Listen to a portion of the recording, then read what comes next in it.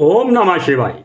आज हम बात करेंगे राजा जनक को भगवान शिव का धनुष कैसे प्राप्त हुआ। एक ऐसा भरकम भारी धनुष जिसको कोई नहीं उठा पाया भगवान राम के सिवाय। वो धनुष इतना भारी स्वयंवर स्थल में वो किसने रखा, वहां तक किसने पहुंचाया। सीता स्वयंवर धनुष तोड़कर ही क्यों किया गया, यही शर्त क्यों रखी गई, जो धनुष का चिल्ला चढ़ाएगा वही सीता का पति कहलाएगा। कोई और शर्त भी तो रखी जा सकती थी। सीता स्वयंवर में रावण को किसने बुलाया। रावण ने कैलाश पर्वत तो उठा लिया, लेकिन धनुष क्यों नहीं उठा पाया। आज हम कुछ ऐसी बातों पर चर्चा करेंगे। पहले हम आपको ये बताते हैं कि ये धनुष बना कैसे। एक पौराणिक कथाओं के अनुसार यह धनुष भगवान शिव ने दिव्य बांस से बनाया था। एक कथा के मुताबिक एक घने जंगल में कनब मुनि तपस्या कर रहे थे। तो तपस्या में वो इतने लीन हो गए कि दीमक ने कनब के शरीर पर अपना घर बना लिया। उस मिट्टी पर एक बांस का पेड़, बहुत साल बीत गए, वो बांस का पेड़ इतना बड़ा हो गया कि उस पेड़ ने एक दिव्य बांस को जन्म दिया। ब्रह्मा जी मुनि कनब की तपस्या से खुश हुए। ब्रह्मा जी ने उस मुनि को कहा कि आपकी तपस्या पूर्ण हुई, ये दिव्य बांस आप भगवान शिव को समर्पित करो। तो भगवान शिव ने वो बांस विश्वकर्मा जी को सौंप दिया। विश्वकर्मा से इस धनुष को बनवाया था और इसी धनुष से त्रिपुरासुर का वध किया था। उसके बाद यह धनुष भगवान शिव द्वारा भगवान परशुराम को दिया गया था। जब भगवान परशुराम ने बहुत लड़ाइयाँ लड़ी, बहुत से राक्षसों को मारा, तो फिर एक दिन भगवान परशुराम ने भगवान शिव से ये प्रार्थना की कि ये अपना धनुष आपको सौंपने की इजाज़त दीजिए। तब भगवान शिव ने कहा कि हे परशुराम, आप इस धनुष को पृथ्वी लोक पर दो जगह पर दे सकते हो। लंकापति राजा रावण जो भगवान शिव के परम भक्त थे, और दूसरा महाराजा जनक जो विष्णु भक्त थे।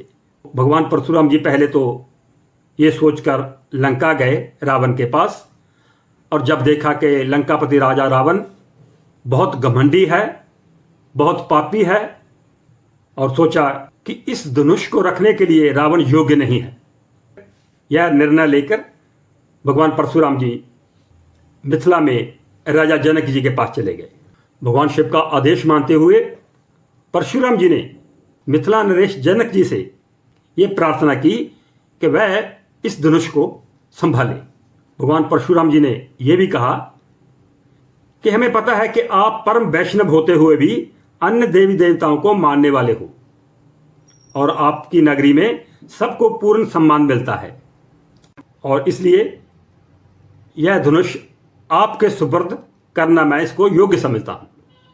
आपके सिवा इस धनुष की योग्यता को और कोई नहीं समझ सकता। और यह कहकर भगवान शिव की आज्ञा का पालन करते हुए यह धनुष राजा जनक के सुपुर्द कर दिया, और राजा जनक ने इसकी जगह अपने घर में एक मंदिर में बना दी।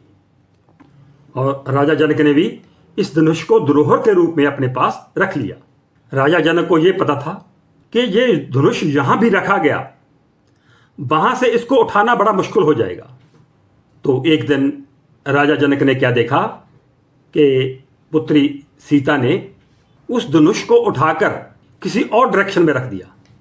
जब उस पूजा अर्चना के बाद राजा जनक को इस बात का पता चला कि यह धनुष उठाकर सीता ने एक हाथ से कहीं और रख दिया है, तो राजा जनक को बहुत अचंभा हुआ।